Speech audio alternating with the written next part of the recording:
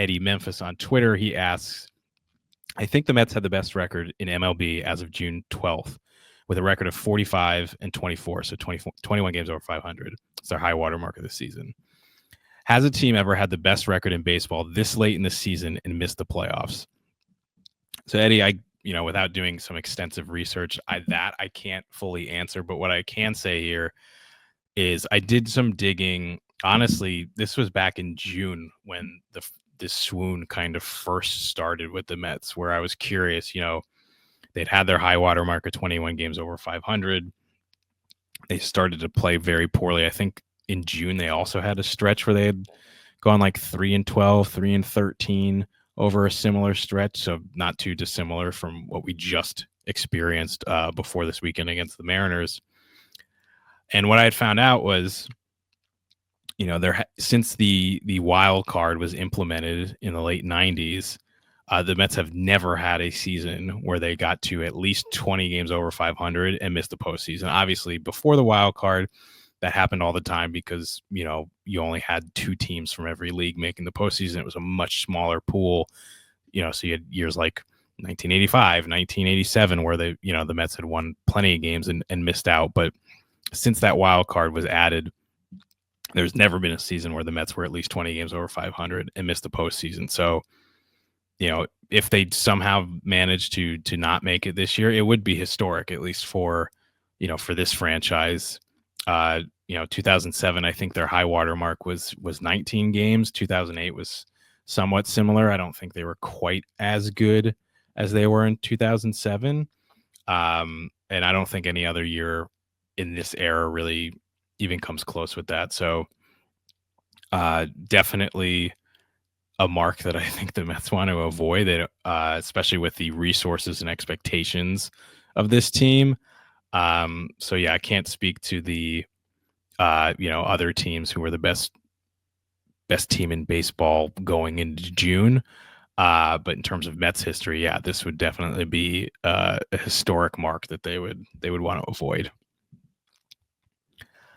Next up, we have James, who reached out via email. He asks, how possible is it that the Mets also bring up Sproat and stick Holmes into the bullpen and finally admit that McGill should become a reliever and him getting a place there if he does come back this season?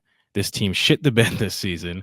And if they get hot again and make a run, I'd be very surprised. But to me, these moves need to happen. So I think the Holmes side of things is definitely a solid point. Clay Holmes is already, I think, somewhere over 50 plus innings than he's ever pitched in his life. Obviously, because he's mostly been a reliever in his professional career. He hasn't been a starter since he was in the minor leagues. And I think he maybe made one start in his rookie season with the Pirates 7-8 years ago. But I think, despite his performance on Sunday night, which was definitely solid from what we expect from him at this point, you do wonder just like how much longer is this going to go? And I think also with, how McLean performed on Saturday, and I know it's just one start, and how he performs doesn't, tell you good or bad how somebody else from the minor league system like a Brandon Sproat's going to do. But I think it kind of does catch your attention and raises the eyebrow a little bit. So I would definitely consider this. Is it realistic? I think the Mets would at least think about it. Holmes, I know it gets a bad rap for how he performed as the closer for the Yankees in recent seasons, but oftentimes it's very high quality reliever. Mets could use as many arms as they possibly can in the bullpen.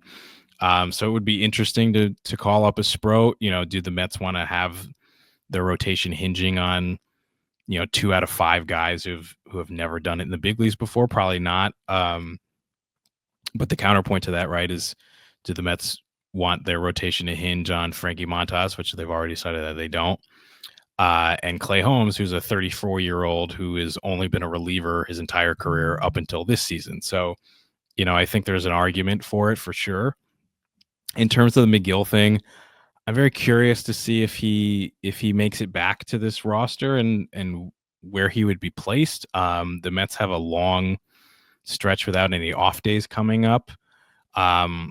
Could they bring McGill back and, slot him in as a 6 starter to give these guys some extra rest? Obviously, Peterson performs better on extra rest. They try to protect Senga in that way. Clay Holmes obviously could use some extra rest if he's going to stay in the rotation.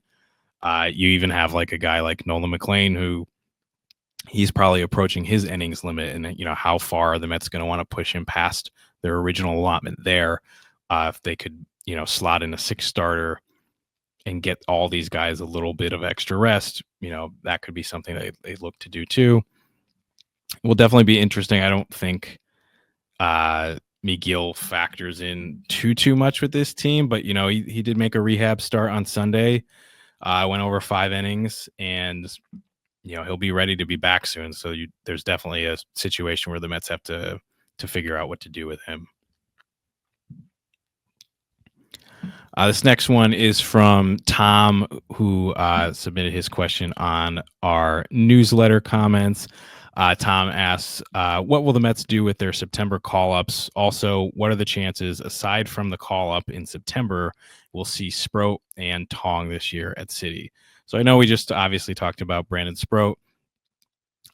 I don't think Jonah Tong is going to be in the conversation. I don't think that's particularly realistic at this point. He just made his first ever start in AAA. David Stearns and the organization waited a really long time to even call him up to AAA, which I think some people thought was a little bit odd. So I don't think we're going to see Tong this year. I think that's much more of a 2026 conversation. He is their, prized pitching prospect at this point. So I don't think they want to thrust him into the fire here with almost zero AAA experience under his belt. And yeah, in terms of Sproat, I feel like we're going to see him at some point. Is he going to come in and take Holmes' job? Are they going to put him in the bullpen? I think that remains to be seen, but I do think that we'll see him coming up at some point.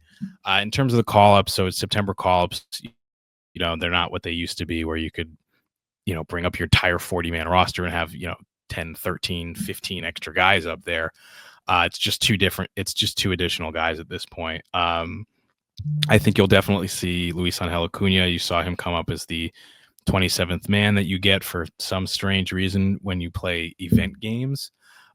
He came up for Sunday's game, so he'll go back to AAA now. I think you're definitely going to see him just for like the speed alone.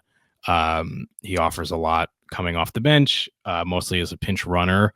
Obviously, he still hasn't really developed at the plate offensively at all, but super solid defender, and obviously the fastest guy that the Mets have on their roster. Outside of that, I think they'll call up, a pitcher. Maybe that'll be Sproat if they want to wait till September to call him up. If not him, we could look and see what they want to do. Is that going to be, Tyler or McGill? Is that going to be somebody else that maybe we're not thinking about? I'm not quite sure about that. And some of that will depend on injuries too. Does anybody go down at some point? What's going on with Alvarez, all that kind of stuff.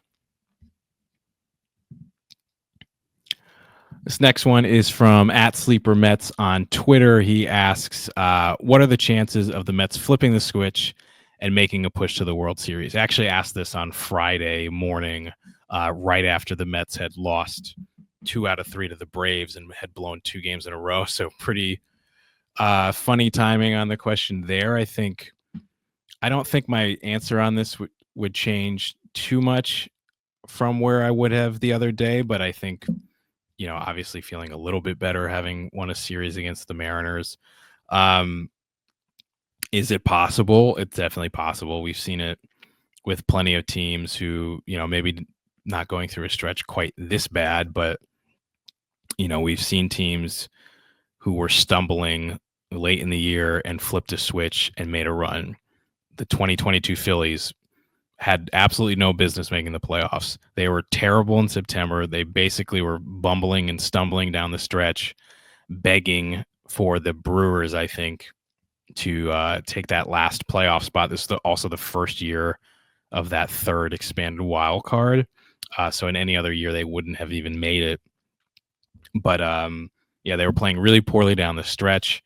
The Brewers just didn't take advantage of it, so the Phillies wind up getting in. And before you know it, they sweep the Cardinals in the wild card series. They upset the Braves. They beat the Padres, and they're in the World Series.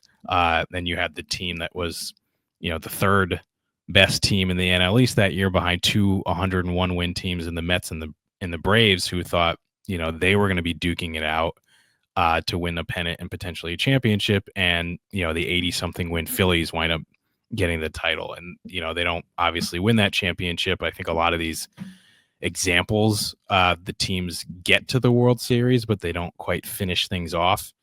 You also have obviously the Mets from last year, started off so poorly, got red hot in June, actually did have that cold stretch in August, which I think we always kind of forget about. We kind of remember the Mets as like, oh, they started really horribly for the first 2 months, then they got hot in June and just rode that all the way into the to the NLCS, which really isn't true. You had a dip in August where geniuses like me wrote articles saying I'm giving up on the Mets, they're not making the playoffs, which I later retracted, obviously. And you even had those moments in when they went to Atlanta and they got they lost a really tough game at the end of the season. They lost a couple tough games to the Brewers, and there were moments where it looked like, oh my God, the Mets they're gonna do it again. They're gonna choke at the end of the season. They're gonna lose this playoff spot, and they wound up rebounding. I think that those rainouts in Atlanta actually wound up doing the Mets a huge favor, although at the time it felt like the Mets were getting screwed by Major League Baseball. But yeah, so all that to say, is it possible? Of course it's possible. We've seen it before. But do I necessarily believe that they're going to do that based on the evidence that we've seen lately? I would still say no, but that's always subject to change, right? The team, they had a good weekend, but I think we're just going to need to see a lot more before we get there. I would love to again be wrong about this team. I think I held on longer than I normally would have. I think the past version of me would have panicked months ago. Whereas I think it really was like the last week or two that finally shook me to the point of like, is it possible this team's not going to make the playoffs? And I think it would still take a huge kind of screw up for this team to miss out. But yeah, all that to say, I think we need a little bit more evidence to support that this team can get back on track. And I hope that we see it. I hope this weekend winds up being kind of, if Senga going down in June was that original nexus point for the season where everything went downwards, like let Nolan McLean coming up and the Mets winning their last two games against the Mariners this weekend be the next nexus point, right? And have that be the linchpin of them turning things around. I hope that that's what happens. Next up from at msloan24 on Twitter. Should the Mets move on from Mauricio, Vientos, and Beatty? Relying on the kids this year is one of the reasons our offense has been so inconsistent. Vientos never really got in a groove because of injury. Yeah, it's definitely an interesting question. I have a hard time. Let's throw Acuna in here as well, just to talk about the four infielders. I would be surprised if all four of them were on the team entering the 2026 season. To be fair, I said I would be surprised if all four of them were on the team after the trade deadline. But, if the team didn't get the value they were hoping to get, there's no reason to rush that. There's always the off season. But, the team has struggled, I think, to balance the playing time with these three guys in particular, with Acuna, being back in AAA. It's three guys for one and a half spots, occasionally two, because you've got Jeff McNeil in the mix. You've got Starling Marte getting the DH at bats against lefties. So there's a lot of moving parts there. And, I would say the three guys that we're talking about here, none of them have been particularly good this year. Of these three, or the four, again, if we're going to bring Acuna into it, Beatty's definitely been the best. He's been about league average. It kind of depends on the day that you check because he's been so inconsistent offensively. But generally speaking, he's sitting right above or right below that 100 OPS plus. His OPS is around that 700, low 700 range for the most part, and he's been mostly solid at third base defensively. Though he did have a few hiccups in the last month or two there. Helped lose a game against the Guardians about a week or two ago with his throwing error, but of these guys, he has been the best. And if we're just evaluating them against each other, he's the one that deserves the most playing time right now. Vientos, I think we have a couple other questions about him coming up, but he's had a really, really disappointing year in a way that has kind of killed this team at times. He was so awesome last year when he came up, really from that first moment where he had that walk-off against the Cardinals before he got sent back down to the minor leagues. But he came back up and he was great for those 3-4 months that he played in the regular season, and he was probably their team's best hitter in the playoffs. He had so many clutch hits, so many big home runs, and we just haven't seen that guy at all this year. He's really looked like a total shell of the version of Mark Vientos that we saw in 2024. And the Matt's point, he had the injury, although I would argue that Vientos had played a month and a half to 2 solid months straight where he was pretty awful from the get-go before he had that injury. And, it really hasn't changed since then. It was great to see on Sunday night against the Mariners. He did hit a 3-run home run. He hit it the opposite field. That was a swing I think we haven't seen from him very much this year. It's only his 8th home run this year, which is insane to think about. The guy hit almost 30 last year in limited at bats because he barely played until June. So to see not only just the overall numbers all drop, like I don't think that's entirely surprising that he had such a regression, but the fact that he's not even been hitting home runs, I think has been the most shocking thing. And again, you hope that Sunday's the start of something for him, but it's kind of been a season where every now and then Vientos will have like a single big hit, but it never really turns into a hot streak. So I think we're going to need to see a lot more from him. And then Mauricio, he's really raw. It's hard for him to, it's hard to be tough on him because he's coming off of missing like a year and a half after and having that injury, which was so serious. But, he's really raw.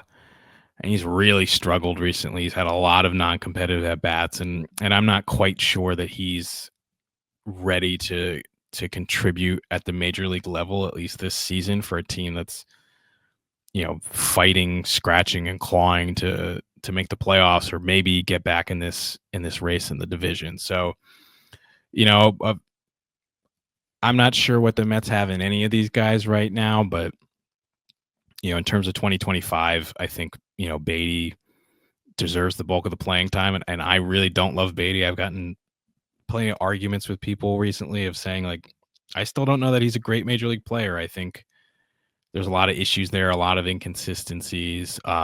Most of his hitting really comes at Citi Field too, which is interesting. I think 12 or 11 or 12 of his 13 home runs this season have been at home. So he's got a little bit of that home road thing going on too. But he does deserve the bulk of the playing time over the rest of these young infielders. And, in terms of 2026, I think that's an entirely different discussion. And depending on how this year ends, maybe one of these guys steps up. Maybe we see a return to form from Vientos and that changes things. But if things stay the same, I think you go into the offseason wondering if third base is an opening that needs to be filled and is not something that's going to be solved internally with any of these guys. Next up from Seaver 15, if the Mets don't make the postseason, is Mendoza gone? I think there's a strong possibility. I understand this question. I know there's been a lot of people who've been going after Mendoza in recent weeks, and I've mostly pushed back against that. Again, I get it. The manager is often the scapegoat, and when you hear the guys say the same exact thing every single night when they lose every single night about how they're too talented and this has to change and it's gonna come and blah blah blah blah, it's super frustrating, and I get frustrated too.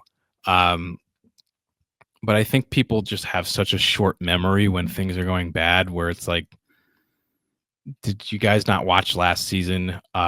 Did you not see how the team rebounded and banded together and went on the run that they did, and how every move that the manager made seemed like was always right and he always had a feel for it. And yeah, that hasn't been there this year. And there's been a lot of times that I've disagreed with moves that he's made or non-moves that he's made. And I think some of his explanations during the losing skid definitely left a lot to be desired. But I think it's fair to criticize the manager or, David Stearns from the front office perspective and say, hey, this guy's not having a good stretch. Or you can even say this guy's having a bad year. And I don't think I would disagree with that on either end. But I think there has to be nuance here. And it can't just be like, well, they're not having a great year, so let's fire everybody. If the Mets don't make the playoffs, I do think heads are going to roll. I don't think it's going to be at the level of a Mendoza or a Stearns, because this team is trying to go for sustained success. And if you're firing the manager a year after making the NLCS in his first year, I think you're going to have a hard time building anything sustainable. You're also going to have a hard time getting people to fill that role, because who the hell is going to want to work there if that's the expectation? But, I could see the positional coaches being at risk. I could see the roster itself, maybe the core of this roster, which has largely stayed intact for the last 4 to 5 years. I could see pieces of that maybe getting shifted around because, Steve Cohen's not going to tolerate if this roster, with all the money and assets that they've spent on it, can't even make the playoffs. There will be consequences to that, but I don't think it's going to be Mendoza, and I don't think it's going to be Stearns either.